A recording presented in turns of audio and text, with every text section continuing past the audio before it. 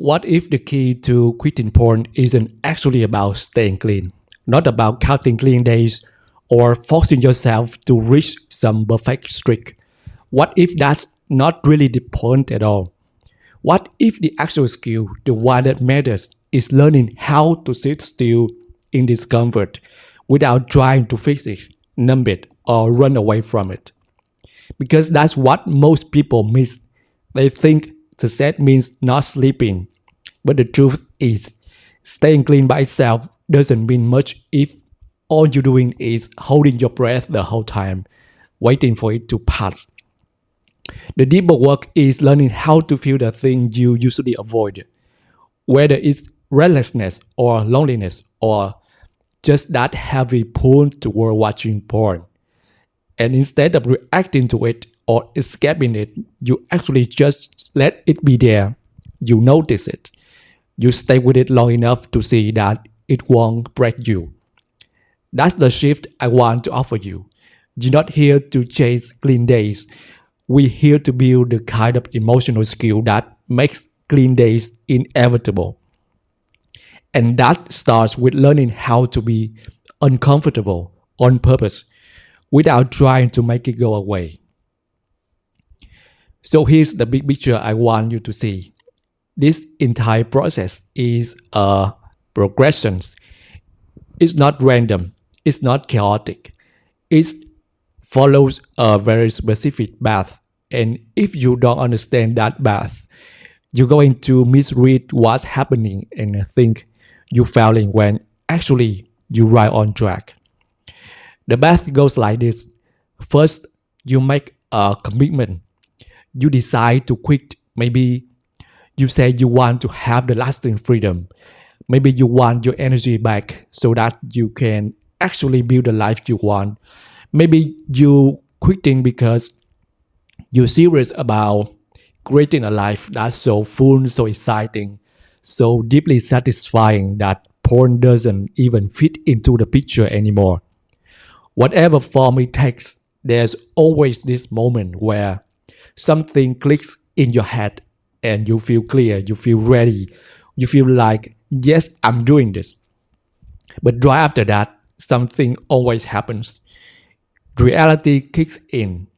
That's when discomfort shows up. That's when your brain starts freaking out. That's when you feel deprived or anxious or just weirdly unsettled. That stage is where you need courage. Because courage is what lets you keep going when your body and your mind are both trying to talk you out of it. Now, if you can stay there, if you don't run from it or change your goal or try to fix the feeling too fast, something starts to build. You actually start to develop capability. That's the emotional skill set. That's where you learn how to ride the wave of an urge without giving in. That's where you start seeing the patterns in your thinking. That's where you stop being afraid of discomfort. And if you keep practicing that, not perfectly, not cleanly, but consistently, you earn something that no one can hand you. You earn confidence. And I don't mean fake feeling where you hype yourself up. I mean real confidence. The kind that's built from knowing you can handle it. Not because you avoided urges, but because you went through them and came out stronger. Now here's a mistake people make all the time. They think they need confidence in order to start, like, I do this once I feel ready, or I just don't feel confident enough yet. But that's not how this works. Confidence is the last step. It comes after capability. And capability comes after courage. So if you're waiting to feel confident before you act, you never get there. The thing you actually need first is courage.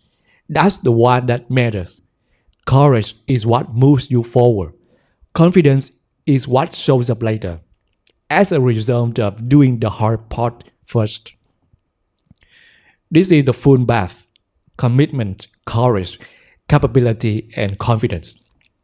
And between commitment and capability, there's something I call the river of misery. Everyone goes through it. It's not optional. That's the part where it feels like nothing's working. You want to quit. You tell yourself lies. You're thinking something is wrong with you. But if you know that's part of the bath, you won't panic when it shows up. You recognize it for what it is, just the middle bath, and you keep going. That's the framework, that's the mindset that holds this entire process together. Alright, so let's start with the first C, which is commitment. And I want you to really think about what happens when you commit to something, not just with quitting porn, but in any area of life. When you set a big financial goal or a career target, or even just say, I'm finally going to get serious about this thing. That first moment always feels really good. You feel clear, you feel focused, you feel like this time it's going to be different. That's because commitment feels powerful. It gives you this rush of energy, like you stepping into a new version of yourself. You haven't done anything yet, but you already feel like you're moving forward. And that moment matters. So I'm not here to downplay it, but I do want to have you see it for what it is.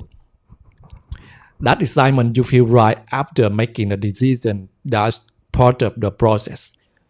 But it's also a little bit of a trick. It's the moment before any resistance kicks in. It's standing at the edge of the work where everything still looks neat and simple. And that's exactly why I want you to make your commitment visible. Don't keep it vague. Write down the reason you're doing this. Not the one that sounds inspiring, but the one that's true. For example, like, is it because you're tired of hiding? Is it because you want to use your energy to build something better? Is it because you're ready to stop numbing every difficult feeling? Or maybe it's just because you finally admitting you capable of more. Whatever it is, name it and then mark the moment you make the decision. Write the day and time you decide to quit. Even how you felt in your body. Were you calm? Were you fired up? Were you scared but determined? That emotional texture matters because it's going to fade later, and you need to remember that you had a reason when you started. And usually, right after people commit, they jump into action, right? They sign up for something, they look for tools, they order a book, they watch a bunch of videos. That all feels productive. And to be fair, it is. But what it actually gives you is a hit of momentum. It makes you feel like change is just happening because you're doing things. And in a way, that's true, but it's not the whole truth. That early rush doesn't last. That's not where the transformation happens. It's just the beginning. So I want you to notice it, document it, but don't confuse it with the real work. Commitment is the spark, but the fire comes later. And that's where courage begins. Now move to the second C, which is courage. This is the part where things start feeling exciting. This is where the emotional weight actually shows up. And I want you to hear this clearly. This is the moment where most people quit. Not because they lack discipline, not because they don't care enough, but because they weren't expecting the discomfort to hit this hard, this fast. Right after the commitment, reality comes in fast. Suddenly you feel tired, you feel stressed, you feel like your brain is trying to bargain with you. Everything that felt sharp and clear just a few days ago now feels foggy and confusing. And this is the thing most people don't realize. That discomfort, that friction, that emotional pushback you're feeling is not a sign that something's wrong. It's not a red flag. It's actually proof that you started. The emotions you feel in this phase can be all over the place. You might feel deprived, like something important has been taken from you. You might feel anxious or overwhelmed. You might feel rebellious, like you want to undo your decision just to feel normal again. And that's where courage becomes necessary. Courage doesn't mean you feel strong. It means you feel all of that and still don't back out. This is where your brain starts telling stories. Thoughts like, this was a terrible idea, or something has gone wrong, or I never really meant this commitment, or even this method doesn't work. Your brain will blame the program. It will blame you.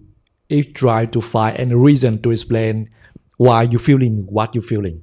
Accept the truth, which is just that discomfort is part of the process. Your job here is not to solve every feeling or understand everything perfectly. Your job is to recognize what your brain is doing and not believe all of it. Because here's the truth: courage isn't about clarity, it's about movement. It's doing the thing even when it feels bad, even when it feels like it's not working. So if you hit this phase and you're thinking, I don't know if I can do this, I want to tell you, that's not a problem. That's the signal that you actually where you're supposed to be. This is where the work begins, and this is where most people pull away. And if you can stay, not perfectly, not heroically, just stay, you start to build something no one can give you. You start to build capability. That's what we talk about next. Now we add the third C, which is capability. And this is where things actually start to shift, but not in the way most people expect. Because a lot of people think capability is going to feel like mastery. Like once you get there, things should be easier. You should feel strong. You should feel like you feel it down. But that's not what this phase looks like at all. Capability is messy. It's repetitive. And honestly, it's kind of boring. Because all you're doing here is practicing the same emotional skill over and over. You're learning how to feel something uncomfortable and not do anything about it. That's it. This is where you exposed to all the stuff you used to escape from. And now, with the porn gone, there's nothing covering it up. So you feel it fully. The anxiety, the boredom, the restlessness, the doubt. And instead of reacting, you name it. You sit with it. You track it. You say, okay, I feel frustrated. It's been 10 minutes. I haven't done anything about it, and now it's starting to pass. That's the rep. That's the skill. And the thing is, most people don't track these moments. They only track whether they stay clean or not, but that's not the point. Staying clean without emotional growth is just white knuckling. You can go 30 days without porn and still not learn anything. And then the moment you hit a trigger, the whole thing collapses. What actually matters is how many times you stay in the discomfort without reacting. That's the repetition you need to measure. That's the only thing that builds capability. And it's not just about surviving urges either. This is where you stop trying to fix the feeling. You stop trying to distract yourself. You stop rushing to the next thing. You just say, I feel this. I don't like it, but I'm not going anywhere. You learn to name the discomfort without solving it. You say, this is frustration, this is doubt, this is me feeling unsatisfied. And you don't turn away from it. You let it stay as long as it needs to. That's what real allowance looks like. And this is also where you learn the difference between resisting and allowing. If you notice that you tense enough or trying to push through it or waiting for it to be over so you can check the box, that's resistance. But if you can breathe through it without rushing, if you can let it be there without needing it to change, that's allowance. And that's what changes you. One thing I always tell people is don't aim for 30 days clean if you're doing it by force. That's not the win. The win is being able to sit through one single moment of discomfort and not run. Do that again and again, and the skill gets stronger. And eventually, the urge doesn't even show up. Because the goal here isn't to resist urges. I don't want you to resist anything. I want the urges to be gone completely. I want them to feel neutral, like they don't even matter anymore. And the only way to get there is through this repetition, naming, feeling, and allowing. That's capability. And once that starts building, confidence isn't far behind. We go there next. So the final C, which is confidence. And just like the others, this part gets misunderstood all the time. Because most people think confidence is something you need at the beginning. Like, if I just felt more confident, I'd be able to follow through. But that's backwards. Confidence doesn't come first, it comes last. Confidence is the result of going through the emotional work. It's what shows up after you build capability. And capability only grows through courage. So if you're trying to feel confident before taking action, you're going to stay stuck. Because confidence doesn't lead to action. Action leads to confidence. And not just any action, emotional action. Moments where you sit through the urge, name the feeling, and come out the other side. That's what builds trust in yourself. So in this phase, I don't want you chasing a feeling. I want you tracking your repetitions.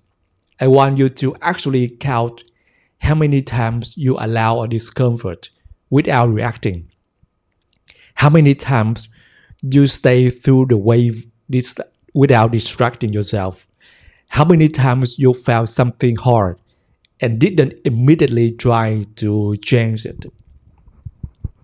Confidence isn't a mood, it's evidence. It's built when you start to realize, I've been here before, I felt this before, I know what to do, I don't panic when the urge comes. I don't believe the thought that says this is too hard. I don't fall for the lie that something's gone wrong. That's what real confidence sounds like. It's not hype. It's calm. It's quiet. It's earned.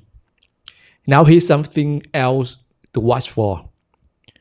A lot of people, when they start to feel that little bit of progress, like the urges are getting weaker, or there's more space between cravings, or they feel a little more stable, they start thinking they're done. Like, cool, I'm good now.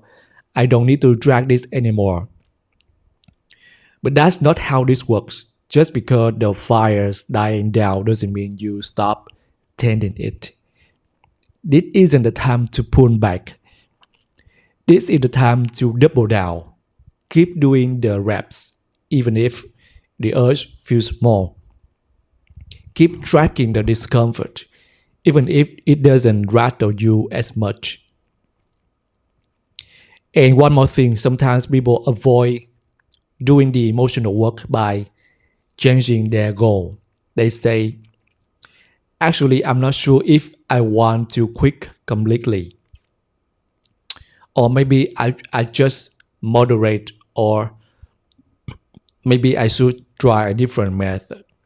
Now, to be clear, you always allowed to change the goal.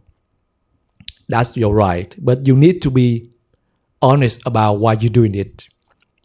If the reason you changing the goal is because the emotional work got so hard, that's not clarity, that's avoidance.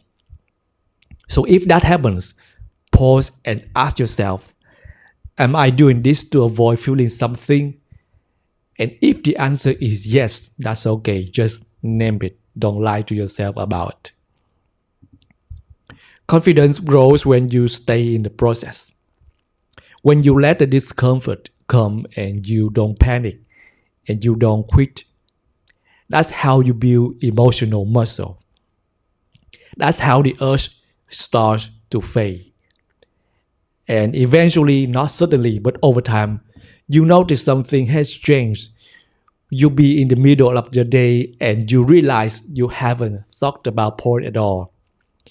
The urge just didn't show up, or if it did, it was so faint you barely noticed. And you will realize you don't need to fight it anymore because it's not even there. That's the goal. Not resisting urges, not fighting urges.